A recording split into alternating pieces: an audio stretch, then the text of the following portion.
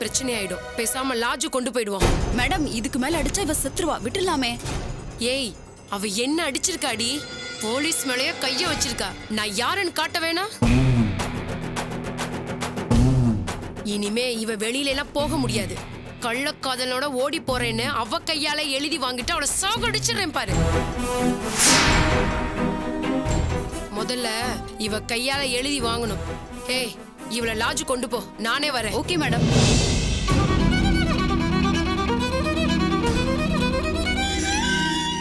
ஏய், கால் டாக்ஸிக்கு ஃபோன் பண்ணி இவளை ஷிஃப்ட் பண்ணும். Okay madam.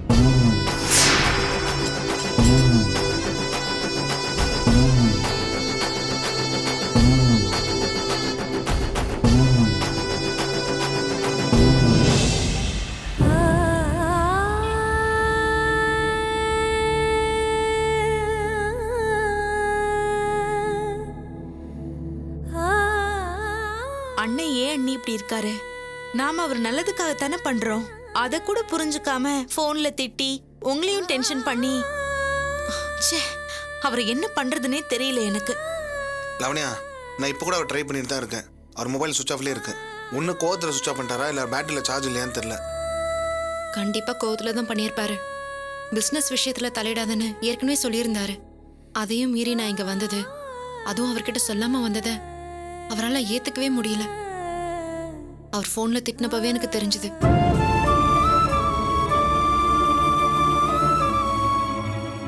அவர்கிட்ட என்ன சொல்றது, எப்படி சமாதானப்படுத்துறதுன்னு எனக்கு ஒண்ணுமே புரியல நிதிஷ். எனக்கு சத்தியம் மேலே தான் ஆத்திரமா வருது. நாம் அதை ஒரு ஹெல்ப்பாக தான் அவன்கிட்ட கேட்டோம். அவனால முடியாதுன்னா அமைதியாக போயிருக்க வேண்டியதானே. அதை விட்டு தமிழ்கிட்ட போய் போட்டு கொடுத்துருக்கான். இத்தனைக்கும் அவர்கிட்ட சொல்லாதீங்கன்னு மெனக்கிட்ட வேற சொல்லியிருக்கோம். இதுல இருந்து என்னங்க தெரியுது? அவர் கண்டிப்பா ஹெல்ப் பண்ண மாட்டாரு. பிசினஸ்ங்கிற பேர்ல அண்ணனை நல்லா யூஸ் பண்ணிக்கிட்டு சக்கையா பிழிஞ்சு நாசமாக்கணும்னு பாக்குறாரு. இனிமே சத்யாவை நம்பி எந்த பிரயோஜனமும் இல்ல. நாம அண்ணன் கிட்ட தான் பேசணும். சொல்ற விதத்துல பொறுமையா எடுத்து சொன்னா அவரே புரிஞ்சுப்பாரு. நல்ல ஐடியா லவனியா. சிஸ்டர், நம்ம நேரடியாக தமிழ்கிட்ட போய் பேசுவோம். நான் தான் ஏற்கனவே பேசிட்டேனே நிதிஷ். அப்போ நீங்கள் தனியாக தானே பேசுனீங்க. இப்போ நானும் லவனியா வரோம். சத்யாவால் என்னென்ன பிரச்சனை வரும், ஏன் இதை வேணான்னு சொல்றோம்னு முடிஞ்ச வரைக்கும் அவருக்கு புரிய வைப்போம். நீங்களும் பேசுங்க. நீங்க, நான், லாவண்யா எல்லாரும் மாறி மாறி பேசினா அவர் மனசு மாறாம போயிடுவாரு. சிஸ்டர், நீங்க பாண்டிச்சேரி போங்க சிஸ்டர். நீ நேரா சென்னை போங்க. நானும் லாவண்யா கூட வரோம். நம்ம எல்லாரும் ஒன்னா உட்காந்து தமிழ்கிட்ட பேசுவோம். நம்மளும் போலாம் லாவண்யா. தங்கச்சிங்கிற முறையில் நீ சொன்னா நிச்சயமா உங்க அண்ணன் கேட்பாரு. சிஸ்டர் மட்டும் தனியா போவனா, அங்க போனா சண்டை தான் வரும். நம்ம போயிட்டு வந்துடலாமா? நீ ஓகே சொன்னா உனக்கும் எனக்கு இப்பயே நான் டிக்கெட் போட்டுறேன். சரிங்க. காலையில் கொஞ்சம் சீக்கிரமா ரெடி ஆயிரு. 6 மணிக்கெல்லாம் நம்ம ஏர்போர்ட்ல இருக்கணும். சிஸ்டர், நீங்க கவலைப்படாதீங்க. தப்பா நினைச்சுக்கிட்டா என்ன பண்றதுன்னு தான் இத்தனை நாள் எங்களுக்கு தயக்கமா இருந்துச்சு. இப்பதான் நாங்க இன்னொரு நாளும் தமிழுக்கே தெரிஞ்சு போச்சே. கோவப்பட்டாலும் பரவாயில்ல, நாங்க வந்து பேசுவோம். அவரை கரெக்ட் பண்ணிடலாம் சிஸ்டர். இதோட மேட்டரே இல்லை. எதை பத்தி கவலைப்பட, நீங்க போய் தூங்குங்க.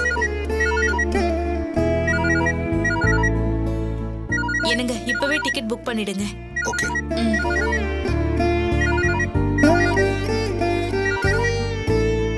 சொல்லு தீபா. துளசி, நீ எங்கடி இருக்க? நான் மும்பைல இருக்கேன். நீ என்ன விஷயம்னு சொல்லு. தீபா, என்னாச்சு? தீபா, என்னன்னு சொல்லு. கல்யாணி ஒரு பெரிய ஆபத்துல மாட்டிக்கிட்டாடி. அவளுக்கு ஏதாவது ஆயிடும்னு பயமா இருக்கு. என்னடி சொல்ற? என்னாச்சு அவளுக்கு?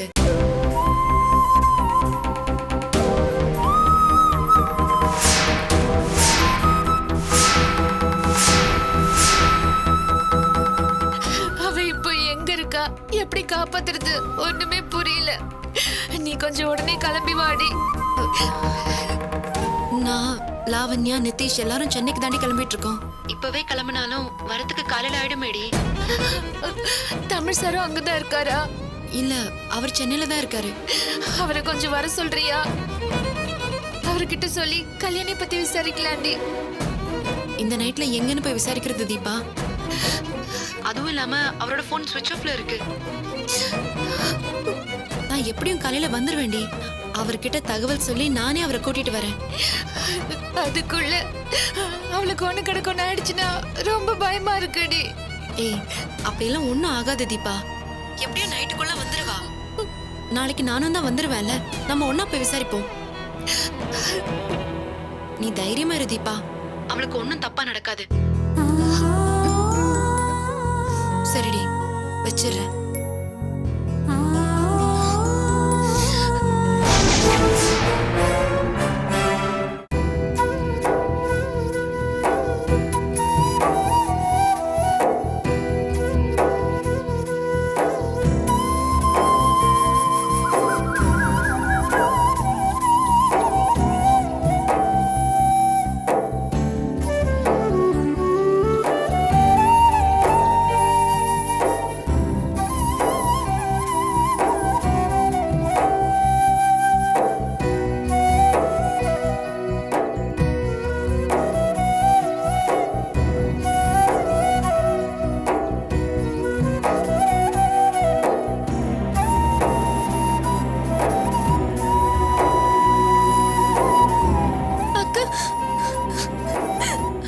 அக்கா எப்பக்கா வருவாங்க? போலீஸ் அவங்கள ஏதாவது பண்ணிடுவாங்களோன்னு பயமா இருக்குக்கா. போன்ல யாருக்கா? அக்கா தான் பேசுனாங்களா? அக்காவை அனுப்பிட்டேன்னு சொன்னாங்கக்கா. வீட்டுக்கு வராம எங்கக்கா போயிருப்பாங்க? எனக்கு பயமா இருக்குக்கா. அக்கா போன்லயாவது பேசி இருக்கலாம்ல. இங்க பாரு, அழாத, பயப்படாத. அக்கா கண்டிப்பா திரும்ப வந்துருவாங்க, சரியா? கார் வந்திருக்கு, அக்காவை தான் இருக்கும்.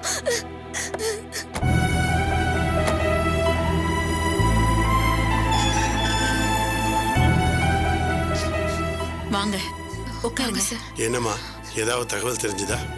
இல்ல சார், நைட் டைம்ங்கிறதுனால யார்கிட்ட விசாரிக்கிறதுனே தெரியல. காண்டாக்ட் பண்ணாலும் ஹெல்ப் பண்ண முடியாத சுச்சுவேஷன்ல இருக்காங்க. கல்யாணிய ஸ்டேஷனை விட்டு அனுப்பிட்டோன்னு போலீஸ் சொன்னதோட சரி, வேற எந்த தகவலுமே தெரியல. எங்களுக்கு பைத்தியம் பிடிச்ச மாதிரி இருக்கு. மாமா மாமா ப்ளீஸ் மாமா, நீங்களாவது அக்காவை தேடுங்க மாமா ப்ளீஸ். நீ அழாதம்மா. நாங்களும் அக்காவை பத்தி விசாரிச்சுட்டு தான் இருக்கோம். நைட்டு கூட நம்ம ரிலேட்டிவ் ஒருத்தர் போலீஸ்ல இருக்காரு. அவர்கிட்ட சொல்லி விசாரிக்க சொல்லியிருக்கோம். ஆமாம்மா, அவன் என் சொந்தக்கார பையன்தான். சரவணனுக்கு சித்தப்பா முறை எஸ்ஐயா இருக்காம்மா. நீ எனக்கு ஃபோன் பண்ணி தகவல் சொல்றதும் எல்லா விஷயத்தையும் அவன்கிட்ட சொல்லிட்டேன். அவனும் என்ன ஏதுன்னு பார்த்துட்டு எனக்கு தகவல் சொல்றதா சொல்லியிருக்கான். அவனுக்கு டிபார்ட்மெண்ட்ல நல்ல செல்வாக்கு இருக்குமா. கொஞ்சம் போல்டான பையன்தான். நமக்காக கண்டிப்பா உதவி பண்ணுவாம்மா. ஆனா எனக்கு ஒண்ணு மட்டும் புரியலங்க. அந்த லேடி இன்ஸ்பெக்டருக்கும் அன்னிக்கும் நேரடியாக எந்த பிரச்சனையும் இருக்க மாதிரி தெரியல. அவங்க கம்ப்ளைண்ட் பண்ணது மோகன் மேலேயும் அத்தை மேலேயும் தான். அப்படி இருக்கிறப்ப இவங்க ஏன் இவ்வளோ ரைஸ் ஆனாங்கன்னு எனக்கு புரியல. அதுவும் அடிச்சு அரெஸ்ட் பண்ற லெவலுக்கு போயிருக்காங்கன்னா அன்னி மேல யாரோ தப்பா கம்ப்ளைண்ட் பண்ணிருப்பாங்கன்னு எனக்கு டவுட்டா இருக்குங்க. அத்தையை கூட இப்படி பண்ணிருக்கலாம், இல்லைன்னா கேஸ் கொடுத்த கோவத்துல மோகன் கூட பண்ணிருக்கலாம். இல்லைன்னா கேஸ் கொடுத்தவங்க மேலேயும் அவங்க பாய சந்தர்ப்பமே இல்லையே. எனக்கே கூட அந்த டவுட் இருக்கு சரவணன். மோகன் கூட அப்படி பண்ணிருக்கலாம். ஆனா அது இல்ல இப்ப பிரச்சனை. கல்யாணி அந்த இன்ஸ்பெக்டரை கோவத்துல அடிக்க போய் தான் இந்த அளவுக்கு அந்த அம்மா வெறி ஆயிட்டாங்க. எமோஷன்ல ஏதாவது பண்ணிடுவாங்களோன்னு ரொம்ப பயமா இருக்கு. அவங்க ஸ்டேஷன்ல இருந்து அனுப்பிட்டாங்கன்றதையே என்னால நம்ப முடியல. ஏதாவது பொய் கேஸ் போட்டு நிரந்தரமா உள்ள வைக்க பிளான் பண்றாங்களோன்னு எனக்கு பயமா இருக்கு சார். அப்படியெல்லாம் பண்ண மாட்டாங்கம்மா. அப்படி பண்ணாலும் நம்ம லேஸ்ல விட மாட்டோம். நமக்கு வேண்டப்பட்ட கவுன்சிலர் ஒருத்தர் இருக்காரு. அவர் மூலமா கட்சி ஆளுங்களை பிடிச்சி அந்த லேடியை உண்டு இல்லைன்னு பண்ணிடலாம். லேடி இன்ஸ்பெக்டரும் கொஞ்சம் வில்லங்கமான ஆள் தானா. விசாரிச்ச வரைக்கும் எல்லாரும் அப்படிதான் சொல்றாங்க. ஆனா நாம பயப்பட வேண்டிய தேவையில்லைம்மா. நான் பாத்துக்கிறேன்னு சொந்தக்கார பையன் வேற சொல்லியிருக்கான். அவனுக்கு டே டியூட்டி. ஸ்டேஷனுக்கு போய் விசாரிச்சுட்டு அவனே தகவல் சொல்றதா சொல்லியிருக்கான். அவன் ஃபோன் பண்ற வரைக்கும் நாம கொஞ்சம் வெயிட் பண்ணுவோமே. நாங்களும் கூடவே இருக்கோம்மா, நீங்க தைரியமா இருங்க. அம்மா, பசங்களை கூட்டிட்டு போய் காஃபி ஏதாவது போட்டு கொடுங்க. அவங்க எப்படி இருக்காங்க பாருங்க. போங்க, போமா.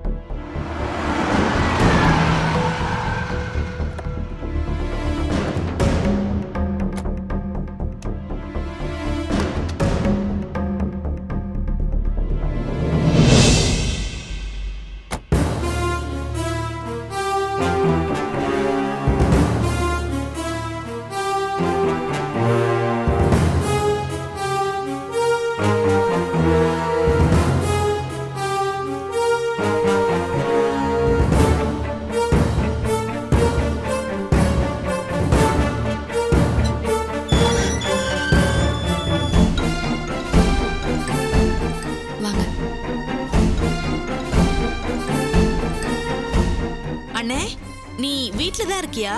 நான் ஆபீஸ் போயிருப்பேன்ல நினைச்சேன். லவனியா முன்னப்படி சரிண்ணா சரிண்ணா அழுவா அழுவா சரி சரி.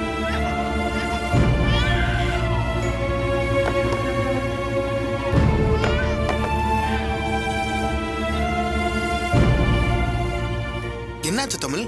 எப்பவுமே வான்னு சந்தோஷமா கூப்பிடுங்க, இப்ப எதுவுமே பேச மாட்டீங்க. இனிமே பேசுறதுன்னு இருக்கு. அதான் பேசுறதுல சத்தியமூர்த்தி சார் கிட்ட பேசிட்டீங்களே. தமிழ், நீங்க 3 பேர் மேல கோமா இருக்கீங்கன்னு எனக்கு புரியுது. ஆனா நாங்க ஏன் அப்படி பண்ணோம்னு கொஞ்சம் புரிஞ்சுக்கோங்க. நீங்க ஷேர் பிசினஸ் ஆரம்பிச்சீங்க, அதை பத்தி நாங்க யாராவது தப்பா பேசணுமா இல்ல டிஸ்கரேஜ் பண்ணோமா? ஹாப்பியா நல்லபடியா பண்ணுங்க, எல்லாரும் விஷ் தானே பண்ணோம். ஆனா சத்யாவோட பிசினஸ் பண்றத நாங்க எல்லாருமே அப்போஸ் பண்றோம்னா, பயப்படுறோம்னா, அது ஏன்னு யோசிச்சு பாருங்க. அவரோட டீல் வச்சுக்கிறது ரிஸ்கான விஷயம் தமிழ். நீங்க எவ்வளவு குயிக்கா டெவலப் ஆகுறீங்களோ அதே வேகத்துல உங்களுக்கு கீழே தள்ளிடுவாரு. என் ஃப்ரெண்ட் விஷயம் அப்படிதான் நடந்தது. ஓ, அதை வச்சு அவர் தப்பான ஒரு முடிவு பண்ணிட்டீங்களா? உங்க ஃப்ரெண்ட் விஷயத்துல என்ன நடந்துச்சுன்னு எனக்கு நல்லா தெரியும். சத்தியமூர்த்தி சார் என்கிட்ட சொல்லிட்டாரு, உங்க ஃப்ரெண்டு மினிஸ்டர் பேரை தப்பா யூஸ் பண்ணிருக்காரு. அவருக்கு மினிஸ்டரோட சப்போர்ட் இருக்குன்ற தைரியத்துல இல்லீகல் பிசினஸ் பண்ணிருக்காரு. அதனால தான் அவர் உள்ள போயிட்டு வர வேண்டியதாயிடுச்சு. இது வரைக்கும் சம்பாரிச்ச பணத்தை எல்லாத்தையும் இழந்துட்டாரு. நானும் அந்த நிலைமைக்கு வரும்னு நினைக்கிறீங்களா? நீங்க மினிஸ்டர் பேரை யூஸ் பண்ண போறது இல்ல தமிழ். ஆனா நீங்க ஜென்னுவனா தான் பிசினஸ் பண்ணுவீங்க. நான் அவங்களோட டீல் வச்சுக்கிற தப்புன்னு சொல்ல வரேன். பிசினஸ் நீங்க ஆனஸ்டா இருந்தாலும் நீங்க யூஸ் பண்ண போறது பிளாக் மணி தானே. அமைச்சரோட பிளாக் மணி பத்தி நோண்ட ஆரம்பிச்சிட்டாங்கன்னா அது யார் மூலமா யாருக்கிட்ட வந்துச்சுன்னு உங்க வரைக்கும் ஸ்மெல் பண்ண ஆரம்பிச்சிருவாங்க. அதனால பெரிய பிரச்சனையே வரும். என்கொயரி அதுன்னு அலைய வைப்பாங்க, கேஸ் போட்டு உள்ள போற அளவுக்கு பண்ணிடுவாங்க. அப்போ உங்களுக்கு ஹெல்ப் பண்றதுக்கு ஒருத்தர் கூட வர மாட்டாங்க. இந்த ரிஸ்க் உங்களுக்கு தேவையா தமிழ்? ரிஸ்க் எடுக்காம ரிலாக்ஸ்டா உட்காந்துட்டு இருந்தோம்னா லைஃப்ல நம்மளால ஜெயிக்கவே முடியாது. நான் ஒன்றும் முட்டாள்தனமா பிளாக் பண்ணி அப்படியே யூஸ் பண்ணல. அதை ஒயிட் ஆகிறதுக்கு எவ்வளோ வழிமுறைகள் இருக்கு. இது எல்லாத்தையும் விட அந்த பணத்தை நான் என்னைக்குமே தப்பான வழியில யூஸ் பண்ண போறது இல்ல. கவர்மெண்ட் அப்ரூவலோட சட்ட திட்டத்துக்கு உட்பட்ட நியாயமான பிசினஸ் தான் பண்ணிட்டு இருக்கிறேன். அதுக்கு எனக்கு கமிஷனும் கிடைச்சிட்டு இருக்கு. அதனால நீங்க பயப்படுற மாதிரி போலீஸ் என்கொயரி அந்த மாதிரி சிக்கல்ல மாட்டதுக்கு சான்ஸே இல்ல. சாரி தமிழ், நீங்க பிராக்டிகலா என்ன நடக்க போதுங்கிற உண்மையை ரியலைஸ் பண்ண மாட்டீங்க. நீங்க நியூஸ் பேப்பர்ல படிக்கிறது இல்லையா? ஒரு பொலிட்டிஷியன் பிரச்சனை வந்தா அவர் சம்மந்தப்பட்ட எல்லாருமே விசாரிப்பாங்க. தப்பே பண்ணலனாலும் விசாரிப்பாங்க. பினாமின்னு சொல்லுவாங்க. அவருக்கு சம்மந்தப்படாத நீங்களே சம்பாரிச்ச ப்ராப்பர்ட்டிஸா இருந்தாலும் ஜப்தி பண்ணுவாங்க. அதுக்கு நிறைய எக்ஸாம்பிள்ஸ் இருக்கு தமிழ். தயவு செய்து நாங்க என்ன சொல்றோங்கிறது புரிஞ்சுக்கோங்க. நம்ம பிசினஸ் பண்றதோ பணம் சம்பாதிக்கிறதோ முக்கியம் இல்ல. காசு இல்லட்டாலும் நம்ம லைஃப்ல நிம்மதியா இருக்கணும் தமிழ், அதுதான் முக்கியம். ஏன் பேச மாட்டீங்க? நீங்களாம் பிறக்கும் போதே சில்வர் ஸ்பூனோட பிறந்துட்டீங்க. ஆஸ்திக்கும் அந்தஸ்துக்கும் எந்த குறைச்சலும் கிடையாது. இனிமே லைஃப்ல சம்பாதிக்கணும்ன்ற அவசியமும் கிடையாது. ஆனா இந்த மாதிரி பிலாசபி பேசுறீங்க. ஆனா நான் சின்ன வயசுல இருந்து பணத்துக்காக கஷ்டப்பட்டிருக்கேன். யாரோட சப்போர்ட்டும் இல்லாம நான் இந்த அளவுக்கு வளர்ந்துருக்கேன். இந்த வளர்ச்சியும் பணமும் எனக்கு ரொம்ப முக்கியம். அதுக்கு சத்தியமூர்த்தி சார் போன்ற ஆட்களோட கான்டாக்ட்ஸ் எனக்கு ரொம்ப அவசியம். ஒருத்தர் நல்லா டெவலப் ஆறானா பாராட்டுங்க. அதை விட்டுட்டு அதை சொல்லி இதை சொல்லி காலி பண்ண பார்க்காதீங்க.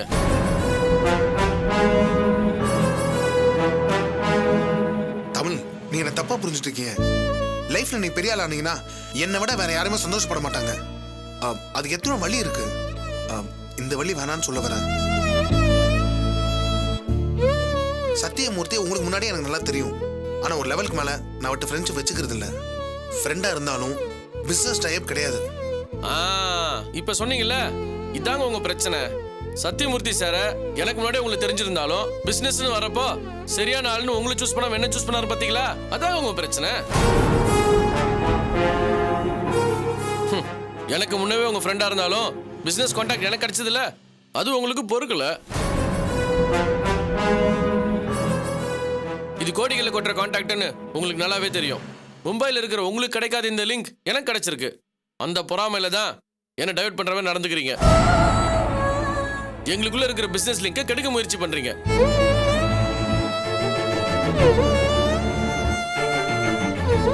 அண்ணே என்னண்ணே இது?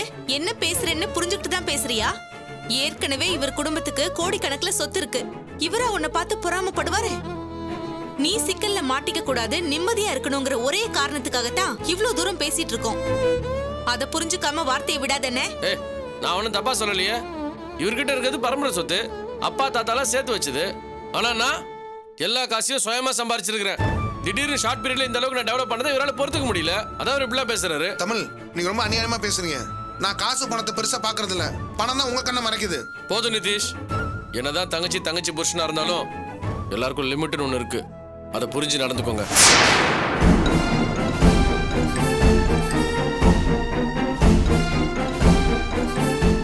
எனக்கே தெரியாம இவ்வளவு மும்பைக்கு வர வச்சு சத்தியமூர்த்தி சார் கிட்ட பேச வச்சலாம் ரொம்ப தப்பு. சரியோ தப்போ எதுவா இருந்தாலும் அதை என்கிட்ட நீங்க டைரக்டா விசாரிச்சிருக்கணும். அதை விட்டுட்டு நீங்க இவ்வளவு சத்தியமூர்த்தி சார் கிட்ட பேச வச்சிருக்கீங்களா, அதை மன்னிக்கவே முடியாது. என்னோட நாலேஜ் இல்லாம இதெல்லாம் நடக்குதுன்னா அப்ப இந்த வீட்டுல எனக்கு என்னதான் மரியாதை? ஏன் சொல் பேச்சை கேட்காம இவ்வளவு மீற அளவுக்கு பண்ணிட்டீங்களா? அதுக்கே உங்களை இந்த வீட்டுக்குள்ள சேர்க்காம இருந்திருக்கணும்.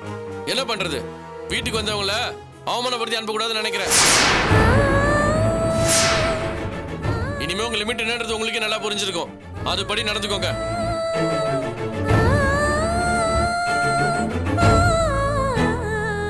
சிஸ்டர், தமிழ் எல்லாத்தையுமே தப்பே புரிஞ்சுட்டு இருக்காரு. இதுக்கு மேல நான் பேச எந்த ஒரு பிரயோஜனமும் இல்லை. நான் உங்களை கூப்பிட்டு சத்யா பத்தி வெளிப்படையா பேச எந்த தப்பும் இல்லை. அதுக்காக நான் கவலைப்பட போறதும் இல்லை. இனிமே தமிழுக்கு எது சரின்னு படதா செய்யட்டும். நாங்க எதுலையுமே தலையிடதா இல்லை. நமக்கு இங்க எவ்வளவுதான் மரியாதை. கிளம்பு. வர சிஸ்டர். நிதிஷ், நிதிஷ் சொன்ன கேளுங்க.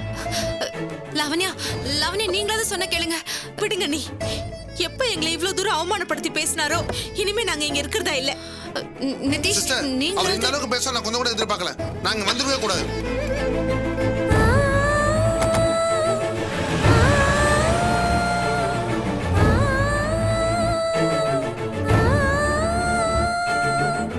நீங்க பண்றது உங்களுக்கே நியாயமா இருக்கா? உன்கிட்ட பேசுறதே வேஸ்ட்.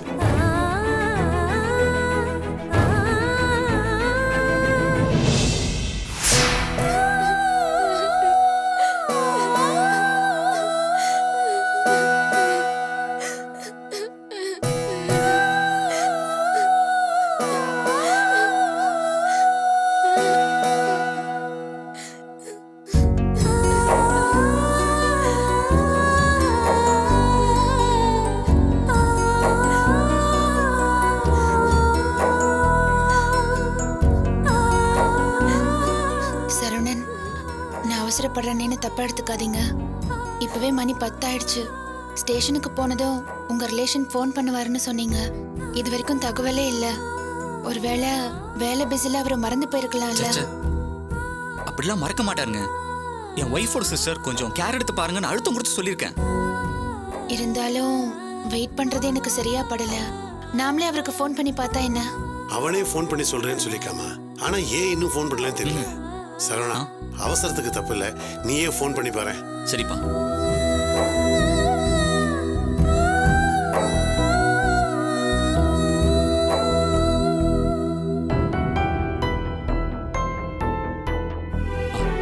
ரிங் போதுப்பா. ஹலோ, சொல்லுங்கண்ணே. தம்பி, நேற்று ராத்திரி விசாரிச்சு சொல்லுன்னு சொன்னேன். என்னாச்சு விஷயம்? விசாரிச்சண்ணே. அந்த பொண்ணை என்கொயரி பண்ணி அப்பவே வீட்டுக்கு அனுப்பிச்சிட்டாங்களாமே. வீட்டுக்கு போயிட்டு தான் சொன்னாங்க. நானும் ஸ்டேஷன்ல விசாரிச்சுட்டு இப்போ தான் கிளம்புறேன். அப்படின்னா இங்க தானே வந்திருக்கணும். நாங்களும் அந்த பொண்ணு வீட்டில் தான் இருக்கோம். இது வரைக்கும் வரலையாப்பா? எனக்கு ஒண்ணுமே புரியலண்ணே. நான் மேடத்திட்ட நேரடியாவே பேசிட்டேன். சும்மா விசாரணை பண்ண தான் கூட்டிட்டு வந்தோம். கேஸ் போடுற ஐடியாவே இல்ல, எஃப்ஐஆரும் போடலன்னு சொல்றாங்க. எப்படிப்பா அடிச்சு இழுத்துக்கிட்டு போயிருக்காங்க? விபச்சார கேஸ்ல உள்ள தள்ளிடுவேன்னு மிரட்டிட்டு வேற போயிருக்காங்க. அண்ணே, அந்த பொண்ணு கை நீட்டி அடிச்சிருக்குண்ணே. டியூட்டியில் இருக்கிற ஒரு இன்ஸ்பெக்டர் கை நீட்டி அடிச்சா சும்மா இருப்பாங்களா? மேடத்திட்ட கொஞ்சம் ரிக்வெஸ்ட் பண்ணி கேட்டேண்ணே. நமக்கு வேண்டப்பட்ட பொண்ணு, கொஞ்சம் விட்டுருங்கன்னு சொல்லியிருக்கேன். அவ மேல கேஸ் எல்லாம் போடல, வெளியே தெரிஞ்சா எனக்கு தான் அசிங்கம், சும்மா வான் பண்ண தான் கூட்டிட்டு வந்தேன்னு சொன்னாங்க. நான் லாக்அப்லயும் செக் பண்ணி பார்த்துட்டேனே. கேஸ் போட்டிருந்தா பொண்ணு எங்க தானே வச்சிருப்பாங்க. ஆனா அந்த பொண்ணு இன்னும் வீடு வந்து சேரலையாப்பா? எங்க போயிருப்பா? தெரியலண்ணே. ஒருவேளை வீட்டுக்கு வர அவமானப்பட்டு தெரிஞ்சவங்க வீட்டுக்கு போயிருக்கலாம், இல்லைன்னா பார்க்கு பீச்சில் எங்கேயாவது சுத்திட்டு இருக்கலாம். சில பேர் அவமானம் தாங்காம வேற எங்கேயாவது போயிருவாங்கண்ணே. விரக்தியில வேற இட உடம்பு ஏதாவது பண்ணிக்கலாம். எதுக்கும் தெரிஞ்சவங்களை விட்டு அக்கம் பக்கத்து ஏரியாவில் விசாரிச்சு பாருங்க. நான் உன்னதானப்பா நம்பி இருந்தேன். இருக்கலாம் அண்ணே. பொண்ணே இங்க இல்லைங்கிறப்ப நான் என்ன பண்ண முடியும் சொல்லுங்க அண்ணே. அது வெளியே தான் எங்கேயோ சுத்திட்டு இருக்கு. ஆள் வச்சு விசாரிங்க. சரிப்பா, நான் விசாரிக்கிறேன். வச்சிட்டுமா? சரிப்பா. சரிங்கண்ணே. என்னப்பா, என்ன சொன்னாரு? வழக்கமா நடக்கிறது தான்டா. யூனிஃபார்ம் போட்டாலே சொந்த பந்தம் எல்லாத்தையும் மறந்துடுறாங்கடா. நீங்க கவலையே படாதீங்க, நான் பாத்துக்கிறேன்னு சொன்னதெல்லாம் சும்மா வாய் வார்த்தை தான்டா. பிரச்சனை எல்லாம் வராம பாத்துக்கிறேன்னு சொன்னவன் இப்ப தெரிஞ்சவங்க வீடு தான் எங்கேயாவது போயிருக்கோம், பாத்துக்குங்கன்னு சொல்றான். கையை விரிச்சிட்டாங்க. சார் இப்போ என்ன சார் பண்றது? தெரிஞ்சவங்க எல்லாருக்கும் நைட்டே ஃபோன் பண்ணி விசாரிச்சுட்டேன், எங்கேயுமே இல்லைங்கிறப்போ வேற எங்க தான் சார் தேடுறது? நீ பதறாதம்மா, அவனை நம்பி பிரயோஜனம் இல்லைன்னு தெரிஞ்சு போச்சு. நாம வேற ஏதாவது பண்ணுவோம். சார் வாங்க சார், உட்காருங்க. இவர் நமக்கு தெரிஞ்ச லாயர்மா. கல்யாணி விஷயத்தை சொல்லி என்ன பண்ணலான்னு கேட்டிருந்தேன், அதை பத்தி பேசதான் வந்திருக்காரு. சார், அந்த லேடி இன்ஸ்பெக்டர் கிட்ட திரும்பவும் பேசுனீங்களா? ஏதாவது தகவல் கிடைச்சதா? இல்ல, நமக்கு தெரிஞ்ச எஸ்ஐ மூலமா தான் விசாரிச்சோம். பொண்ணு இப்போ ஸ்டேஷன்ல இல்ல, அப்பவே அனுப்பிச்சிட்டோன்னு சொல்றாங்க. தெரிஞ்சாலும் சொல்ல மாட்டாங்க சார். போலீஸ்னாலே ஒருத்தருக்கு ஒருத்தர் பாசமா தான் இருப்பாங்க. அதுவும் அந்த இன்ஸ்பெக்டர் மாலினி இருக்க ரவுடியா பிறந்திருக்க வேண்டியது தப்பி போய் டிபார்ட்மெண்ட்ல சேர்ந்துடுச்சு. கோர்ட் சர்க்கிள் முழுக்கவே அதை பத்தி நல்லா தெரியும் சார். ரொம்ப அரகண்டான லேடி. ஆதாயம் இருக்குன்னா கொலை பண்ண கூட தயங்காது.